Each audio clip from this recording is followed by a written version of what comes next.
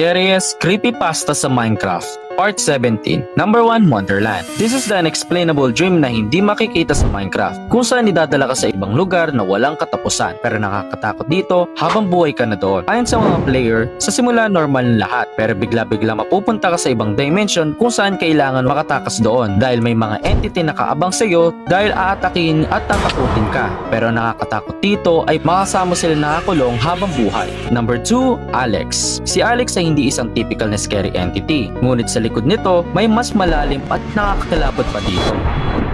Noong December 2024, si Alex ay isang experimental victim na hindi alam ng kasama niya. Every time biglang nag-glitch ang word niya na hindi mapaliwanag at may pagkakataon nagpapakita ang isang entity na kailangan niya pumunta sa North at madalas tinatawag siyang weird na mga kasama niya pero hindi nila alam ang nangyayari sa kanya. After 6 years, the world turns ruin at natagpuan siya nagmamay ng isang bedrock that he's been slave many years na ginawa siyang scary entity na sapilitan.